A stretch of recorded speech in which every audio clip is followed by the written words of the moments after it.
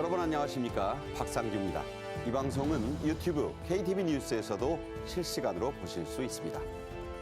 SK텔레콤의 유심 해킹 사태로 인해 이용자 2,500여만 명이 무상 리콜을 받느라고 북새통을 이루고 있다는 소식입니다. 한덕수 대통령 권한대행은 차질 없는 대책을 마련하라고 긴급 지시했습니다. 북한의 김정은이 딸 김주애만 특별 열차 전용칸에 태워서 구축함 진수식에 등장했습니다. 당정군의 간부들이 손자녀까지 데리고 참석을 했고 김주애만 흰옷을 차려 입었습니다.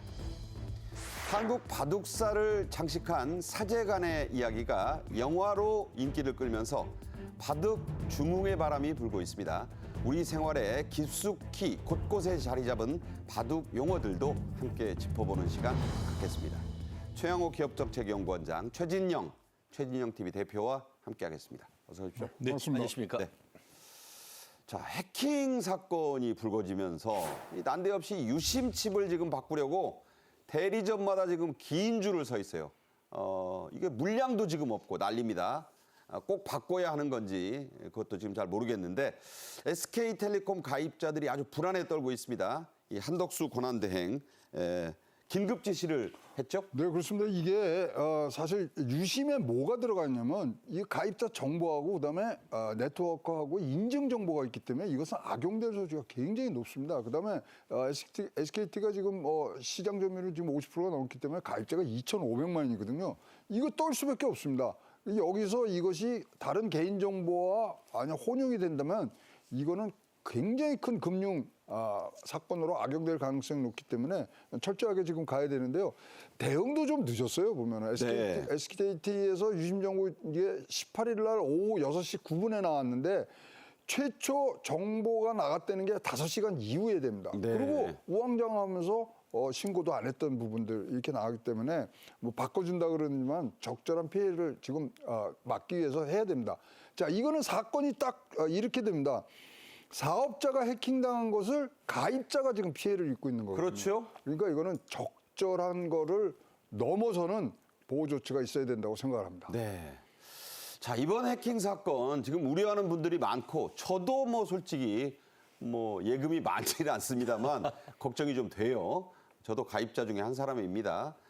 국내 최대 통신사의 대응, 최 소장도 말씀하셨지만 좀 늦었고 미진했다. 비판이 지금 쏟아지고 있어요. 자, 어떻게 했길래 그러죠? 그렇습니다.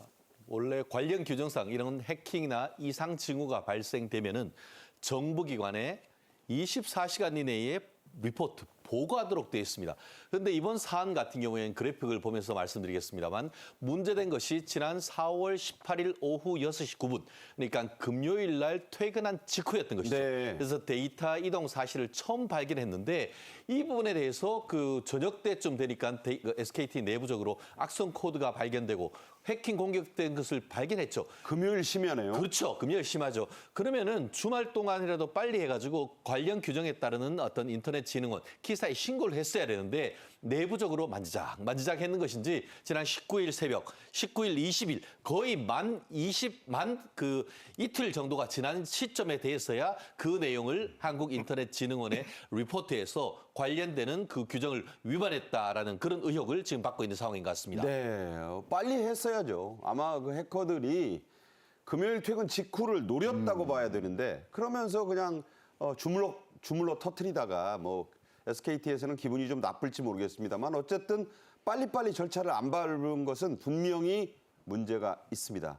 마땅히 법적으로도 나중에 문제가 되겠죠? 그렇습니다. 말씀처럼 기본적으로 개인정보보호법도 문제가 될 것이고 어떤 구체적으로 개인 어떻게 보면 SKT가 굉장히 큰 회사이기 때문에 내부적인 그 엔지니어들이 좋습니다. 하지만 이것은 국민의 그 어떻게 보면 통신 비밀 그리고 안보와 관련되는 사안 아니겠습니까? 그렇기 때문에 지금 통신비밀보호법에 보면은 이런 문제가 있을 경우에는 한국인터넷진흥원에 바로 보고할 수 있도록 24시간 내에 보고하도록 그렇게 돼 있었는데 이번 같은 경우에는 말씀드린 것처럼 거의 보고가 만 48시간, 40시간, 46시간 정도 지난 데가 돼 있다 보니까 결국 이런 그 규정을 어겼고 그 규정에 따라 보면은 좀 약간 좀 황당하기도 한데요. 처벌되는 것이 과태료 3천만 원 이하의 과태료인 겁니다. SKT한테 3천만 원이 돈이겠어요? 예, 그렇기 때문에 이런 부분과 관련해 가지고 원인이 무엇인지 네. 그 대응 과정 속에서의 어떤 적법 절차를 지켰는지 반드시 사후 점검해서 재발 방지하는 대책을 세워야 될 것 같습니다. 네. 2,500만 가입자라고 하면 우리 국민 두 사람 중에 한 사람 이상이 쓴다는 얘기니까 그야말로 엄청난 숫자입니다. SKT 측은 고객들에게 안내 문자마저 뒤늦게 보내 이용자들 아주 큰 분노를 지금 하고 아니, 있죠. 뭐 바로 이건 연락해도 지금 뭐 우리 분노를 살 텐데 이게 이틀이나 이후에 나옵니다. 근데 비슷한 유사한 사태가 23년도에 지금 일어납니다. LG U 플러스에서 29만 명 이 정보가 나갔는데 그때 사실 복제에 대한 이 피해는 없었기 때문에 그것을 머리에 두고서 이거를 늦게 보냈는지 참 이거는 진짜로 진상조사를 좀 해야 될 것 같고요. 그리고 그 이후에 뭐가 나면 FDS라고 이상금융거래 탐지 시스템이 사실은 도입이 됩니다. 그래서 이것이 뭐가 조금만 이상해도 거기서 나오기 때문에 아니란 생각을 가질 수밖에 없었고 생각을 할 수밖에 없습니다. 그래서 SKT는 요번 이 사태를 계기로 해서 이런 빠르게 이런 가입자들에게 줄 수 있는 그런 체제를 다시 한번 쌓아야 되고요. 과거에 안 일어났다고 지금 안 일어날 보장은 하나도 없기 때문에 추후에 아주 철저한 방지 대책을 세우기를 바라겠습니다. 자, 어떤 피해가 있을지도 지금 몰라요. 그래서 추가 피해가 어떻게 나타날지도 지금 모르는 그런 상황인데 자, 예상을 좀 한다면 어떤 상황들이 벌어질 수 있습니까? 그렇습니다.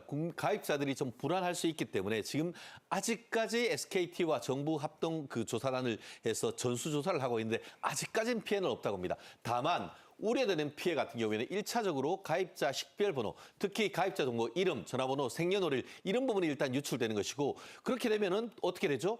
유심 복제를 해가지고 이게 금융 피해가 있지 않습니까? 요즘 그 어떻게 보면 보이스피싱 이런 걸로 해서 몇 천이 아니면 몇 억대 이런 피해가 많단 말이에요. 그리고 이게 대포폰 만들 수 있거든요. 똑같이 복제를 하면 그렇기 때문에 그런 문제가 있고 최종적으로 아까 말씀드린 것처럼 보이스피싱 등 사이버 금융 사기에 이용될 수 있기 때문에 이 부분과 관련해 가지고 새로 뭐 지금 유심 교체를 하고 있는데 지금 SKT 입장 같은 경우에는 원칙적으로 지금 현재 기술적 조치를 했기 때문에 추가 피해가 발생할 가능성은 없다라고 하면서도 그럴 가능성이 원천적으로 어떻게 보면 막기 위해서는 유심을 교체하는 그런 필요가 있다 보니까 말씀드린 것처럼 국민들이 가입자가 원하면은 누구든지 2,500만까지 전부 다 이 부분을 교체를 한다고 하니까 불안한 감이 있는 분들은 가까이 있는 서비스 센터 등에 가서 교체하는 것도 추천할 만한 것이 아닌가 생각합니다. 이게 좀 사태가 이래요. 28일부터는 무상 교체를 해준다니까 그때가 아직 시간이 남았잖아요. 발표된 건 또 그제입니다. 그러다 보니 대리점마다 지금 장사진을 쳤어요. 왜냐하면 내 돈을 내고라도 좀 바꾸겠다. 물론 지금 돈을 내고 바꾸면 나중에 그 통신요금에서 깎아준다고 하니까 그런데 이제 물량이 없어요. 2,500만 개 유심칩이 간다는 얘기입니까? SK텔레콤 어떻게 대응하고 있죠? 네, 뭐 말씀하신 대로 한 대당 지금 비용이 7,700원 정도 지금 나오고 있고요. 돈은 얼마 안 돼요. 예, 예. 근데 보유자가 지금 100만 개 없습니다. 지금 500만 개 이사를 바꿔야 되는데 지금 안일하게 SK텔레콤에서 생각하는 게 뭐냐면은 통신망 가지면 FDS로 해서 이것이 개인 정보가 이 금융 정보와 합쳐서 금융 계좌 인출까지 가려 그러면 굉장히 많은 단계를 거쳐야 된다고 안일하게 생각하는 점이 있지 않는가 이렇게 생각합니다. 금융 인증서나 OPT나 그다음에 계좌 비밀번호가 없으면 안 되기는 합니다. 네. 그럼에도 불구하고 지금 해커들의 하는 행동은 그 이상을 지금 넘어뛰고 있거든요. 그래서 추가 피해는 나오지 않았지만 아니란 생각을 조금이라도 SK텔레콤에서 갖고 있다면 지금 당장 조치에 나서야 되지 않겠냐 이렇게 보여집니다. 만약 피해가 발생하면 100% 책임을 지겠다고 했습니다. 전에 그 세계적인 회사가 문제가 생기니까 수백만 개를 전부 리콜한 적도 있어요. 이럴 때 돈 아끼고 했다가는 정말 낭패 보기 쉽상이니까 좀 제발 단단히 해주길 바랍니다. 유심 무료 교체. 자, 어떻게 돼가고 있죠? 오늘 그러니까 4월 28일 오전 10시부터 물량을 어느 정도 확보해서 지금 가입자들한테 계속 그 교체를 하는 분들한테 교체가 시작되었다라는 소식인 것 같은데요. 실제로 말씀드린 것처럼 원하는 분이라고 한다고 하면은 모두 다 무료로 교체해 준다. 근데 사실 말씀하신 것처럼 그 유심 하나 자체는 7,700원밖에 안 하지만 일부러 직장인 같은 경우에는 그 시간에 가서 다른 거 개인 일 못하고 일을 해야 되잖아요. 그러면 과연 그 7,700원으로 이 그 피해를 입은 분들의 마음이라든가 시간적 배상과 보상이 될지에 대해서는 상당히 의문인데요. 어쨌든 지금 그 SKT 유심 교체 서비스는 오늘 오전 10시부터 지금 시작되고 있고 SKT 내부 입장 같은 경우에는 민관 같이 합동 조사를 해서 그 조사를 바탕으로 해서 재발 방지 대책을 세운다라고 얘기를 하고 있는데요. 말씀드린 것처럼 이렇게 단순히 그 유심을 교체하는 것만으로 모든 사후 일들이 끝나는 것인지에 대해서는 아마 추후에 법률적인 추가 문제가 발생할 가능성도 여전히 남아있지 않을까 생각합니다. 네. 자, 이런 일이 정말 있으면 안 되겠고 일단 터졌으니까 잘 마무리해야 될 것 같은데 부디 큰 피해가 없기를 바랍니다. 다음 주제 가시죠. 북한이 러시아 파병 이게 사실 공공연한 비밀이었는데 암묵적으로는 뭐 다 누구나 알고 있었는데 자 이게 중요한 것 북한이 이 러시아 파병 공식적으로 인정을 했어요. 네, 인정을 했습니다. 무슨 근거에서 공식적으로 인정하냐면 포괄적인 전략적 동반자 조약이라고 있습니다. 그런 이 안에 들어가면 세부 조항에서 이 조약의 상대국이 외부로부터 침략을 받을 때는 군사적인 행동을 자동적으로 하게 돼 있는 조약이 있는데 그 북러 조약의 이행을 충실히 이행하는 행동이다. 그렇게 말씀을 하고 있고 지금 뭐 그러다 보니까 북한에서는 이를 충실히 이러한 이행을 하는 과정에서 쿠르스크 지방의 해방 작전에 지금 승리로 종결을 하겠다 등등 하면서 한쪽이 자동 군사 개입을 한다는 양국 간의 이런 조약에 지금 바탕으로 해서 여기를 공식적으로 인정하게 됩니다. 네.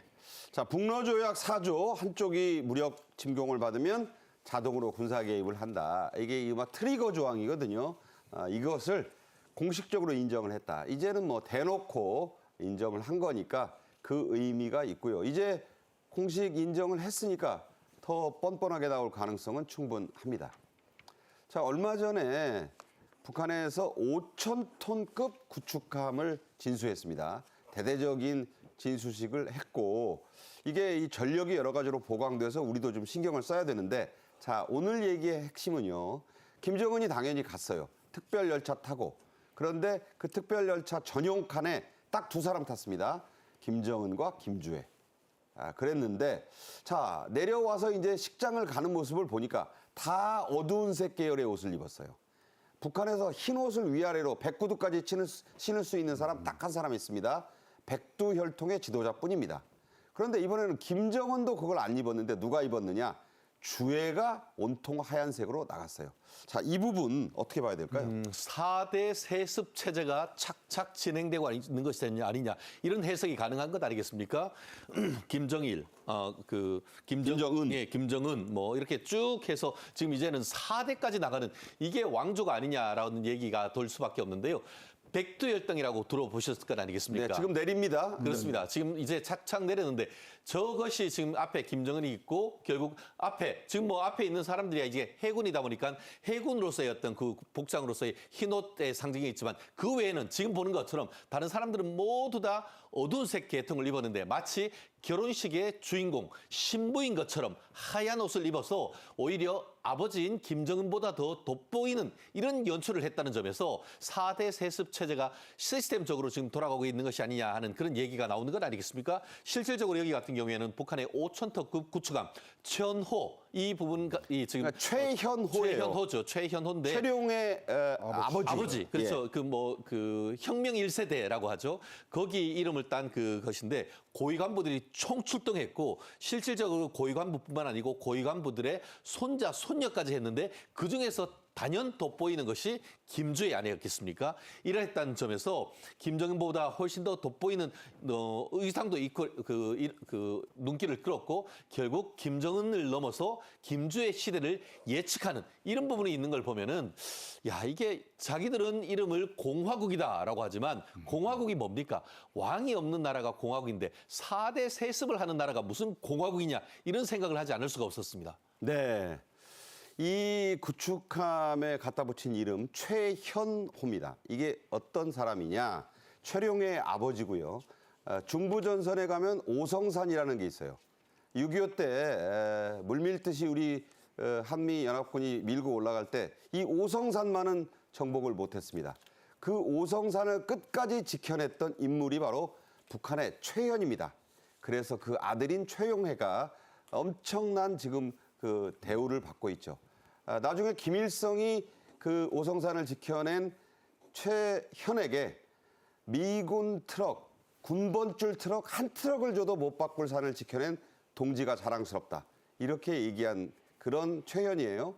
그 최현의 이름을 이 구축함에다 갖다 붙인 겁니다. 보강 설명을 좀 드렸고, 자, 북한 매체들을 통해서 이렇게 공개가 됐고 의도가 있습니다. 흰 옷 입은 거 어떻게 우리는 봐야 될까요? 말씀하신 대로 백두의 전통 혈통을 지금 부각시키기 위해서 순수성, 그다음에 특별감 이런 것들을 했는데 사실 지금 우리 여기에는 지금 화면은 준비가 안 됐습니다만은 어떤 사건이 일어났냐면요. 김주애가 내려서 차를 타려고 그러는데 김정은이 차문을 열어줍니다. 네. 요번에 그것에 대해서 지금 굉장히 많은 얘기들이 지금 나오고 있는데요. 그만큼 지금 김주애의 지금 어떤 모습들을 나타내고요. 김주애가 최근에는 잘 안 보였지 않습니까? 네. 근데 사실 4월 달부터 활동을 개시를 했습니다. 평양시의 5만 세대 살림집 완공 때부터 지금 나오고 있기 때문에 지금 굉장히 빌드업하는 과정으로 지금 나가고 있지 않냐 이렇게 보고요. 사실 김주애가 주인 주자의 사랑의 자거든요. 네. 그래서 이름 자체도 모든 사랑을 사랑의 주인이 된다는 뜻으로 해서 굉장히 여러 가지 지금 복합적으로 이런 것들을 지금 후계자 정리들을 지금 하고 있는 것처럼 보입니다. 네. 과연 이제 10살을 갓 넘었다는 저 주애가 6.25가 발생하면 김정은이 만약 잘못되기라도 하면 북한의 지도자가 될 수 있을지 지금 하는 행보는 모든 걸 대비하고 있는 그런 모습으로 보이고 차츰차츰 업그레이드되고 있는 게 보입니다. 자, 조금 다른 얘기 할게요. 김정은의 그림자라는 사람이 있었죠. 바로 조용원 비서였습니다. 한동안 안 보여서 지난주에는 저희가 어디 가서 혁명화 교육 받고 있는 것이 아니겠는가, 숙청된 거 아니겠는가, 별의별 얘기, 아픈 거 아닌가. 그런데 조용히 다시 나왔어요. 그렇습니다. 비서란 것은 지근거리에서 주군을 모시는 사람인데 말씀하신 것처럼 그 조용원 노동당 비서 같은 경우에도 공식 직책은 조직지도부장입니다.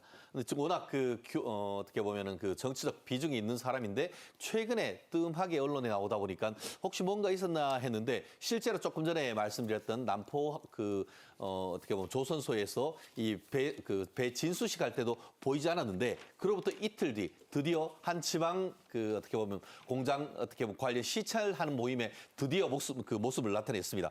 아마 이런 것은 가장 중요한 모임에 지근거리에 있는 사람이 나타나지 않은 것은 뭔가 어떤 정치적인 징계를 받은 것이 아닌가 하는데 다만 바로 이렇게 다시 카메라에 띈 것은 살짝 어떻게 보면 그렇게 크지 않은 작은 정도의 어떤 실수로 인한 정치적인 어떤 징계를 받은 것이 아닌가 그런 해석이 있고요. 어쨌든 현재로서는 아까 말씀드렸던 노동당 비서로서의 직책을 그대로 유지하고 있는지 여부는 아직까지 확실하게 명확하게 밝혀지지 않았다고 하는데 어쨌든 다시 컴백했는 모습을 보면은 우리나라 정부에서 계속 관심을 기울여야 되는 인물이면은 틀림없는 것 같습니다. 네. 자, 그 사이에 이제 세대 교체일 수도 있습니다만 김정은 주변에 다른 인물들이 좀 많이 보였죠? 네, 그렇습니다. 지금 보면은 규율 담당 인사라는 단어들이 많이 나오는데요. 그게 뭐냐면은 당의 기강을 새로 잡겠다는 거거든요. 그래서 조용원 노동당 비서가 사라진 사이에 리희용, 그다음에 김재룡 이렇게 두 사람이 둘 다 여러분 말씀드린 대로 규율 담당 인사였는데 여기가 올라갑니다. 리희용 같은 경우는 지금 푸틴 대통령이 만나줄 사람이 아닌데 요번에 러시아 방문할 때 직접 만나줄 정도로 그러니까요. 지금, 예, 그런 뭐 저것들을 보이고 있고요. 특히 지금 뭐 앞에 말씀드린 조용원이 사라진 시기에 이런 사람들이 올라가니까 자 새로운 게 뭐 시작되는 것 같고 당의 기강을 잡으려고 그러고 그다음에 자기의 측근들을 바꾼다. 뭔가 나오는 듯한 그런 모습들이 지금 관측되고 있습니다. 그러니까 이제 기강인이 기율을 잡는다는 건 최근에 뭐 지방에서 술 파티하고 한 간부들을 그렇죠. 김정은이 김정은이 대대적으로 문책했기 때문에 그에 따른 인사 교체일 수 있다 이런 얘기입니다. 다음 주제로 가지요. 고 프란치스코 교황은 이제 영면에 들었습니다. 장례식장에서 아주 이색적인 모임이 있었어요. 그냥 한 20-30cm 떨어졌을까? 의자 달랑 2개 놓고 두 사람이 마주 앉아서 15분간 대화를 했는데 주인공이 아주 특이합니다. 트럼프 미국 대통령, 젤렌스키 우크라이나 대통령이었습니다. 그야말로 입냄새가 느껴질 만큼 얼굴을 맞대고 얘기를 했는데 이게 화제죠? 그렇습니다. 좁은 외교.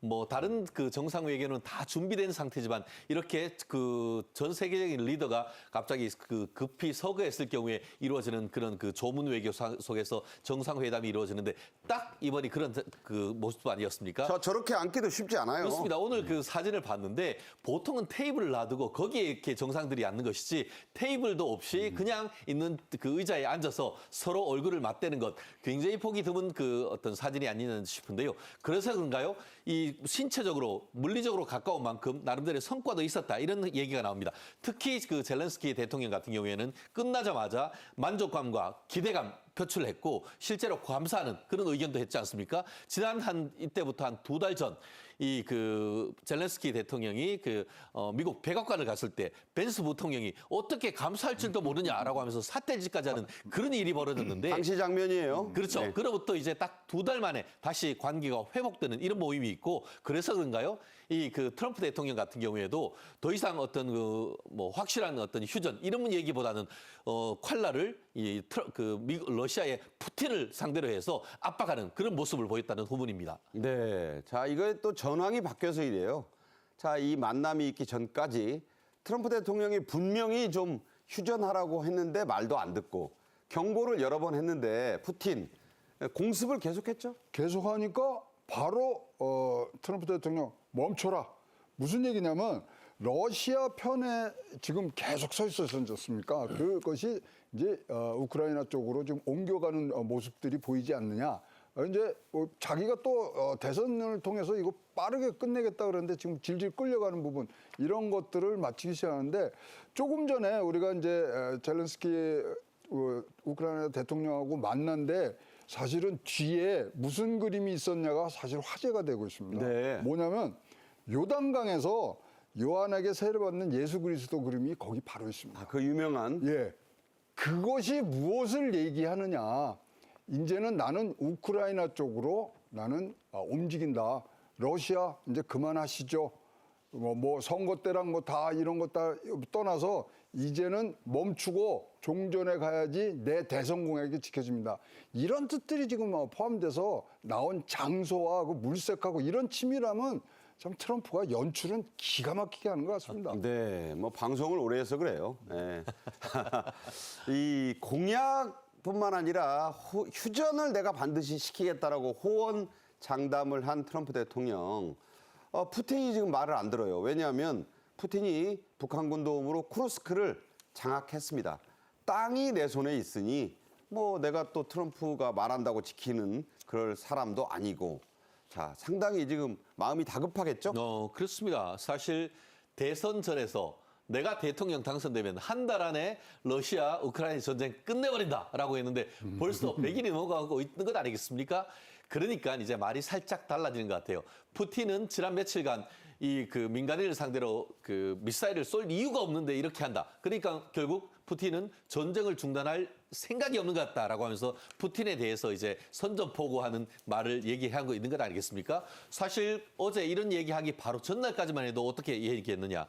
이게 러시아가 2014년에 크림 반도 합병하는 거 그거 인정하고 또 그 나토 가입하려고 하는 거 하는 걸로 해서 빨리 종전 협상해라고 했다가 어제는 또 만나서 그와 완전히 다른 얘기를 하는 점에서 이게 세계 최강국의 대통령의 말이 어느 것이 맞는 것인지 왔다 갔다 하기 때문에 옆에 있는 사람도 아슬아슬한 것 같습니다. 네, 트럼프 지금 안팎이다 혼란스럽습니다. 국내에서도 지금 이 내년 중간선거 걱정을 할 만큼 여론이 좀 악화돼 있고 물론 중장기적으로 좋을 거라고 계속 큰 소리는 치고 있으니까 좀 지켜봐야겠지만요.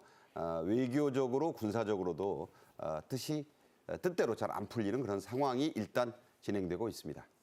자, 오늘의 마지막 아이템입니다. 우리나라 바둑사에 훌륭한 그 기사들이 많았지만 이 불세출의 사제가 있었죠.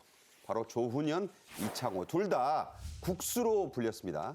드라마와 이 만화도 있었고요. 이번에는 영화로까지 만들어져 제목이 승부인데 저도 하도 인기가 있다고 해서 한번 봤습니다. 이 이야기가 지금 화제를 일으키면서 바둑 중흥 얘기까지 나오고 있습니다. 자, 우리가 바둑을 못 두는 분들도 이런 얘기 할 때마다 그 말이 바둑 용어였어? 하는 게 참 많아요. 여러분 좀 이따 풀어드리면 그게 바둑 용어구나 싶을 겁니다. 먼저 영상 보시죠. 사제 대결이라 이거 빨라도 너무 빠른데 이러다 진짜 창한테 잡아먹히는 거 아니야? 아직 10년은 이르지. 상대가 누구든 이기는 게 프로예요.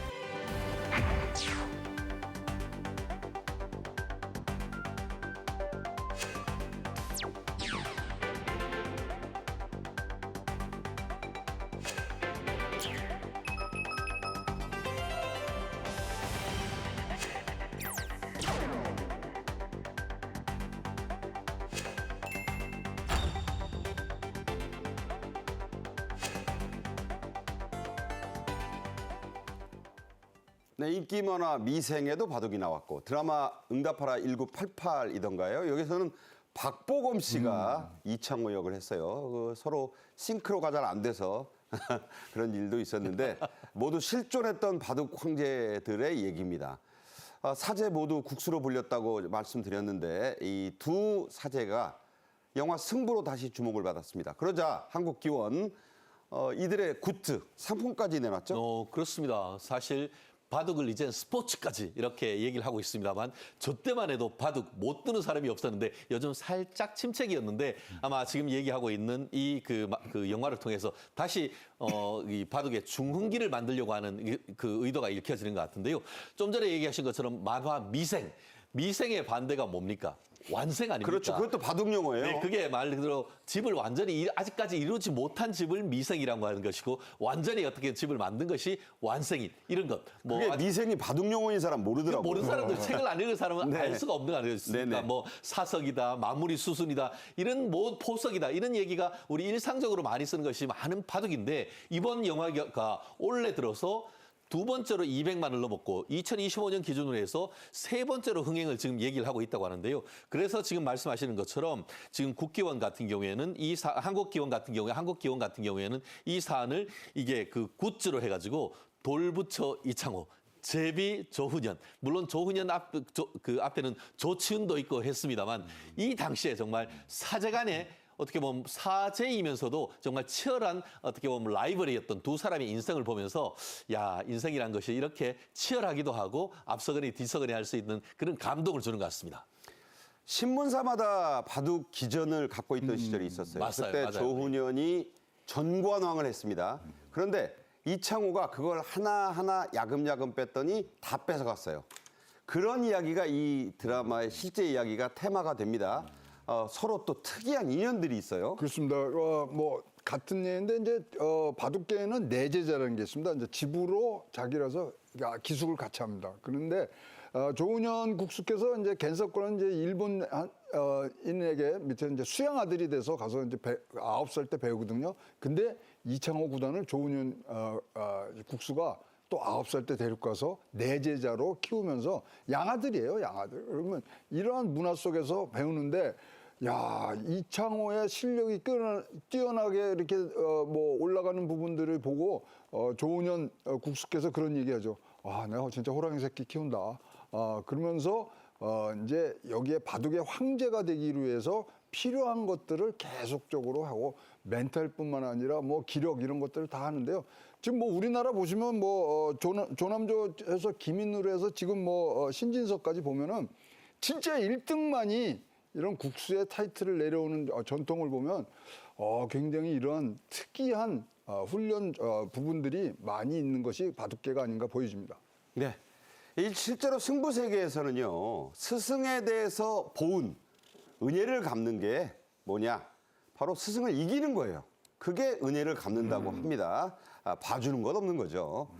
실제 영화 승부에서는 장미담배, 지금은 없어졌습니다. 이걸 보통 서너 갑씩 피우던 조은현의 특이한 그 스타일. 승기를 잡으면 다리를 덜덜덜덜 떨었어요.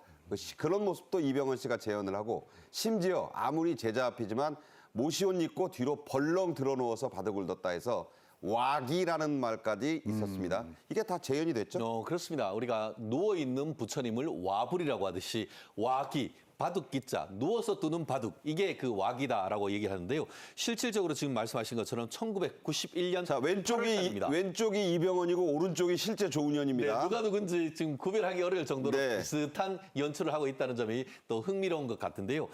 이 부분과 관련해 가지고 저도 요 무렵에 대학교를 다니던 그런 네, 시절이었는데 그랬을 거예요. 그때 바둑 하면은 조남철 구단이라는 분이 그 거의 뭐 해설을 그 전담했던 것으로 제가 어릴 때 기억을 하는데, 그 모습을 본 그 조남철 구단이 뭐라고 했냐면, 이 부분이 16소년 이창호를 상대하느라 온몸이 분해될 지경이었다라고 표현을 하면서 결국 제자의 바둑에 정신적으로나 육체적으로 굉장히 힘들었던 모습을 재현하는 그런 모습이었는데, 실제로 저것 우리가 그 바둑 구단이라고 하는데, 구단은 뭐라고 합니까?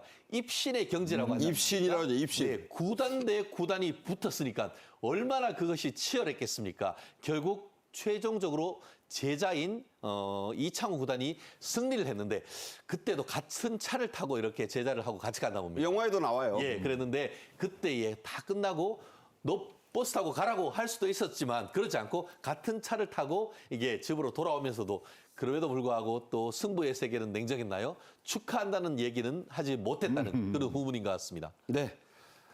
이 사실 바둑은 소재로 다뤄지기만 하면 큰 인기를 끌었습니다. 장르를 불문하고, 제가 아까 말씀드린 드라마 응답하라 1988에서는 스타 박보검 씨가 이창호 국수 역할을 했죠. 그렇습니다. 그때 당시에 이제 미생 응답하라 뭐 여러 가지 나왔습니다. 이 감정선들이 그냥 생각을 하시는 분들이 감정선이 바둑의 그런 어떤 반상에 투명이 되는데, 뭐 소동파 잘 아시잖아요. 소동파가 이런 얘기를 했습니다. 세사기일국이라고, 세상은 인생은 그저 바둑 한 판이다. 이런 정도로 모든 것이 녹아 들어갈 수 있는 부분들이고, 그 감정선의 변화라든가 그 승부의 세계, 이런 것들이 굉장히 유행이 되면서 이런 바둑을 주제로 한 드라마들은 되게 다 굉장히 히트를 치는 그런 경우로 지금 나오고 있습니다.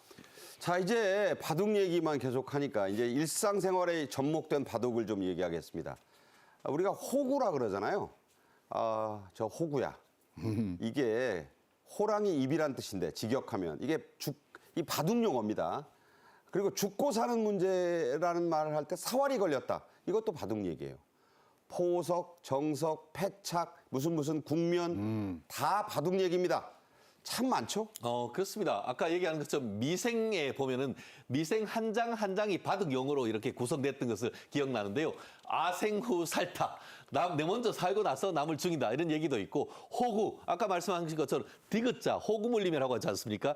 호랑이 아가리 같다라는 것이고. 그러니까 한 수만 더 넣으면 죽는 거죠. 그렇죠. 그리고 사활, 죽느냐 사느냐 이 문제 아니겠습니까? 그리고 우리가 중고등학교 때 봤던 수학의 정석, 이것도 바로 정석을 두는 그 얘기에서 나오는 것이고요. 정석도 제대로 놓이는 그 돌의 그 스타일을 말하는 그렇죠. 거잖아요. 그리고 아까 얘기했던 포석, 처음에 돌을 던지는 것 아니겠습니까? 그리고 돌을 던지고 끝에 다 하다가, 야, 더 이상 나 이거 이제 내 이 판 끝낼게 할 때 돌을 던진다. 뭐 그런 것도 있지 않습니까? 그리고 또 죽은 돌이라고 해서 사석 전략, 이런 저게 얘기가 패착이 저게 패착이다. 엄청 그렇죠. 많이 쓰잖아요. 그렇기 때문에 우리가 일반적으로 쓰는 그 생활 속의 용어들이 사실상 이 많은 용어 다 이 바둑에서 나오는 전략적 용어다라고 생각하면은 우리 삶과 우리 특히 조상님들의 삶과 우리의 삶이 얼마나 밀착돼 있는지도 우리가 미루어 짐작할 수 있는 것 같습니다. 지금은 그게 무슨 바둑 용어인지 모르고 다 쓰고 있어요. 정치에서도 무슨 국면 전환. 네. 그게 바둑의 승부의 어떤 그 면이 전환된다는 뜻이에요. 그게. 자, 그리고 손숫자가 들어간 용어들. 이거 다 거의 바둑에서 출발했죠? 네, 자충수, 묘수, 악수, 뭐 숫자가 들어가면 다. 왜냐하면 들어가요. 손으로 돌을 놓으니까. 그렇죠. 수순이라는 거 있죠. 그것도 이 바둑에서 나온 얘기고요. 그다음에 묘수, 뭐 무리수, 승부수, 그다음에 꼼수도 바둑에서 나온. 꼼수도 그게 예. 바둑에서 나온 말이에요. 그다음에 뭐 이렇게 하고 할 때 뭐 져주는 듯이 얘기하면서 내가 한 수 접는다. 그것도 바둑에서 나온 얘기입니다. 그래서 등등 굉장히 우리 사회에 뭐 우리 일상생활에 녹아드는 게 바둑의 거고요. 이거 갖고서 지금 싸우는 게 이게 이렇게 숫자가 많이 들어간 거기 때문에 일본을 통해서 들어왔다. 아니다. 우리나라에서 와서 일본으로 갔다. 기원설. 그러니까 800년도 때 이제 바둑이 전 세계 퍼지는데 그거 갖고도 일본 뭐 기원에 있는 사람과 한국 기원에 있는 사람들이 싸우는 게 이 숫자 갖고 싸웁니다. 네. 자, 우리 바둑 지금 세계 최강입니다. 과거에는 일본이 다 잡았는데 이제 일본은 3위로 전락했고 지금은 한중 간 대결이 됐습니다. 수많은 그 기사들이 그 명맥을 이어왔고요. 지금은 이창호의 한참 후배가 세계를 휩쓸고 있죠. 네, 그렇습니다. 실질적으로 지금 뭐 정말 많은 사람들이 지금 있는 것 같은데요. 실질적으로 지금 그 명맥을 쭉 한번 좀 보면은 1대 조남철, 2대 김인 뭐 이런 분들이 쭉 있고요. 저건 이제 7, 80대들이 잘 아는 그렇습니다. 분들이고. 사실 저분까지도 저는 모르는데 저는 조훈현, 조치훈 이런 분은 제가 중고등학교 때 귀가 닳도록 지금 들은 것 같습니다. 특히 조남철 구단 같은 경우에는 아까 말씀드린 것처럼 해설할 때는 항상 조남철 구단이 하셨고 그 이후에 지금 얘기하는 것처럼 이창호 구단, 이세돌 하면 이제 바둑 챗 GPT 나오는 그때부터 아마 젊은 분들이 다 알고 있는 것 그러니까 아니겠습니까? 알파고 이긴 세계 최초 기사예요. 그렇죠. 세계 최초이자 최후 기사인 것이죠. 그 이후에도 결국 한국의 바둑이 계속 이어지는 걸 보면은 대단한 대한민국이다. K 바둑이 바로 이런 것이 아닌가 생각합니다. 네. 그 유명한 말이 있어요.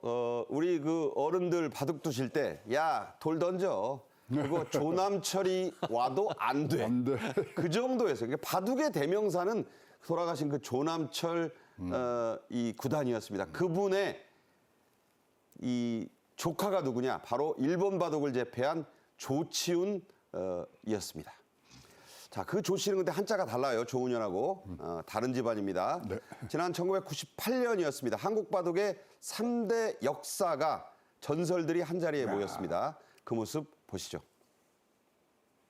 몸이 불편하시다고 들었는데 오셨어요? 뭐안 해주시니까 오래 못 뵀는데 건강하셔야 돼요. 조명은 좀 살찌신 것 같아요. 예, 담배 끊고 나서요. 좀 살이 쪘습니다. 네, 저기 나온 김종필 전 총리. 이분도 바둑을 아주 즐기셨어요. 정치 사이사이에 바둑 두던 사진, 진짜 바둑을 잘 뒀습니다. 바둑 애호가였었고. 돌아가신 조남철 구단의 모습도 저기 나오는데, 자, 이분들 보면 어떤 생각 드세요? 참 영원한 국수라고 했고 사실 그때 우리는 오락거리가 없는데 적어보는 걸로 우리가 저랬고 사실 바둑판이라는 게 인생사의 어떤 복사판이라는 거는 그분들이 집중하고 그분들이 묘수를 놓고 또 요번에 이제 공부하면서 했는데 꽃놀이패도 여기서 나온 거더라고요. 꽃놀이패. 예. 네. 뭐 등등의 우리 생활에 너무나 많이 들어와 있기 때문에 저는 바둑을 잘 못 둡니다만은 이 바둑판에 모든 인생사가 들어있고 그걸로 희노애락을 우리가 느꼈구나. 그리고 저런 분들이 우리나라의 바둑계를 계속 발전시켜 주신 거에 대해서 진짜 큰절 드리고 싶습니다. 네, 영원한 국수, 이 우리나라의 바둑의 챔피언을 상징하는 말인데 그 일대 국수가 바로 조남철 국수였습니다. 자, 이창호 구단 이제 40대를 훌쩍 넘겼죠. 그렇지만 아직도 왕성한 현역입니다. 바둑에는 나이가 있어요. 그래서 세계 챔피언을 이창호가 한 15년 했는데 그것도 세계 기록입니다. 지금은 이제 계산 능력이 예전에는 신산이라 그랬어요. 신의 계산 능력. 영화에도 나오는데 바둑판 위에는 반집이 없습니다. 그런데 이창호 구단은 반집을 계산한 사람이라고 합니다. 그야말로 세계 최초 타이틀 이번에도 수성을 했죠. 아, 그래요. 이제 젊을 때나 나이 들 때나 꾸준하다는 것은 대단한 것인데요. 실제로 지금 제1회 세계 시니어 바둑 대회에서 또 우승했다는 것입니다. 네. 실제로 시니어 우승 그 대회 같은 경우에는 이 남자는 50세 이상, 여자는 40세 이상이 그 출전할 수 있는 것인데 우승 상금만 해도 한 3천만 원이니까 뭐 물론 그 젊은 기사들하고 비해서는 좀 상금이 상대적으로 적습니다만 그 자체가 명예 아니겠습니까? 실제로 대한민국 바둑을 대표하는 유창혁 구단과 이 두 분이 또 붙었는데 초기에는 유창혁 구단이 앞서가다가 특히 뒤로 갔을 때 마무리에서 상당히 어떤 그 강점이 있었던 그 우리 그 돌부처 이창호 구단이 사실상 역전을 해가지고 2집 반승했다라고 하는데요. 이렇게 집 세는 것을 개가바둑이라고 하지 않습니까? 너무 일방적으로 하면은 세지도 않는다라고 해서 불개승 뭐 했는데 네. 이만큼 치열했던 한 판의 전투가 아니었나 생각합니다. 과거 조은현 구단이 한창 때 이런 얘기를 했습니다. 바둑의 신이 있다면 몇 점을 두고 두시면 이기겠습니까? 한참 고민하던 조은현 구단 2점이면 바둑 신도 이기겠다. 참 대단한 얘기입니다. 지금 알파고 얘기 나올 때 얘기예요. 나오기 훨씬 전 얘기입니다. 자, 이창호의 후계자로 지금 왕성하게 활약하고 있는 신진서 구단. 그야말로 혼자서 중국 기사들을 집단 쓰러뜨리듯 쓰러뜨리는 기록을 여러 번 남겼습니다. 중국 기사들에겐 그야말로 공포의 대상이죠. 청어람하시는 거죠. 뭐 이창호 구단은 아시겠지만 A를 상대로 인류가 따낸 1승의 유일한 지금 분이고요. 거기에 지금 제자인 신진서 구단 유일하게 세계계열에 차이나 올킬러로 지금 나가고 있습니다. 이창호 이제 후계자는 신진서 이 구단이 나오잖아요. 그러면 중국 사람들이 뭐라 그러냐면 결승 나오기 전까지는 우리가 모두 졌다고 생각한다. 그리고 마지막까지 다 올킬을 하고 나가니까 진짜 승부는 결승전에서 한다. 뭐 그런 얘기가 나올까지 하고 하여튼 뭐 2위에서 밤을 새고 그다음에 5시까지 안 자고 진짜 뭐 굉장히 그런 뭐 기세가 오르고 있습니다만 한 분야에서 저렇게 정상급에 올라가는 그런 노력과 패기와 그리고 지혜가 굉장히 우리나라에 굉장히 필요한 그런 인물이라고 생각을 합니다. 과거 이창호도 그랬는데 이 신진서는요. 중국 기사가 5, 6명 남았어요. 그리고 혼자 남았어요. 그래서 이제 숫자석은 완전히 끝나는 게임인데 혼자서 5명을 다 뱄습니다. 승부는 그리고 그때부터 챔피언이 됐습니다. 중국 기사들이 이름만 들어도 벌벌 떨어요. 자, 한국 기원은 바둑의 세계화에도 앞장서고 있습니다. 베트남에도 우리 바둑을 전파했죠. 네, 지금 뭐 K 바둑이 뭐 세계를 줄고 있고 중국을 보세요. 중국에 이제 기원에 나가는 이제 바둑인이 5천만인데 우리나라는 30만 정도 됩니다. 거기서 5천만을 깨고 들어가는데 어디 가서 배우냐고 베트남에서 물어보면 한국에서 배워야죠. 그다음에 이것이 우리나라가 잘 된 게 이 소위 말하는 이 청년들로 젊은 나이로 이게 후계자들이 계속 나오고 있거든요. 잘 아시겠지만 베트남의 평균 연령은 30세 미만입니다. 네. 그러니까 어디 가서 배워야 되겠습니까? 한국에서 하고 이렇다면 K 바둑이 이제 또 세계적으로 이름을 떨칠 날이 얼마 안 남았습니다. 네. 자, 우리가 이제 바둑 최강국으로 올라선 것은 아까 말씀드린 조남철 구단, 일본의 조치훈 구단, 그리고 조훈현, 이창호, 유창혁, 이세돌, 그리고 신진서 이런 면면이 이어진 챔피언들이 있었기 때문입니다. 자, 우리나라 기업들도요. 이게 예전에는 종로 관철동에 한국기원이 있었는데 지금은 건물도 따로 나가서 아주 크게 키웠죠. 기업들의 후원이 컸습니다. 어떻게 지원하고 있습니까? 그렇습니다. 대한민국 기업이 한국에만 있는 게 아닙니다. 특히 요즘 보면은 베트남에 많이 가 있는데 특히 지금 LS 전선 같은 경우에도 굉장히 크게 지원을 하고 있고 최근 같은 경우에는 한솔섬유도 베트남 바둑을 전폭적으로 지원하고 있다라고 하는데요. 실질적으로 지금 한솔섬유의 이성재 회장 같은 경우에는 한 베트남 바둑 우호 협회 회장을 맡고 있다라고 합니다. 그러면서 지금 최근에 어떻게 보면은 그 호치민에서 이 한솔 바둑배 그 한솔 섬유배 바둑 대회를 했다고 하는데 엄청난 성황을 이루고 있다고 합니다. 실제로 이 내용을 봤더니만 남녀 챔피언조, 남녀 U20세 이하, U16세 이하, 11세 이하 8개 부분을 해서 그 부분을 다 지원을 하고 있다고 하는데요. 실질적으로 이것도 보면은 정기적으로 뜨는 시간, 초치기도 하는데 또 빨리빨리 뜨는 그런 속기 이런 여러 명을 해서 130명이나 되는 베트남 기사들이 참가를 했다고 하고요. 대한민국의 K 바둑 아마 우리 K 축구라고 하는데 K 바둑도 상당히 선풍적인 인기인 것 같습니다. 네, 오늘 바둑 얘기, 생활 얘기 함께 했습니다. 지금까지 최진영 대표, 최양호 원장과 함께 했습니다. 고맙습니다. 네. 자, 480년 전 오늘, 물론 정확한 날짜는 우리가 후손들이 정한 겁니다. 충무공 이순신 장군께서 태어나신 날이라고 합니다. 1967년부터요, 4월 28일로 하기로 정부가 정했습니다. 정확한 날짜는 음력이니까 알 수 없죠. 우리나라에서 한 위인을 기리는 유일한 기념일입니다. 왜 광화문 광장 앞에 이충무공 동상이 서 있는가 한번 생각해 보시는 하루 되셨으면 좋겠습니다. 내일 오후 1시에 또 뵙지요. 고맙습니다.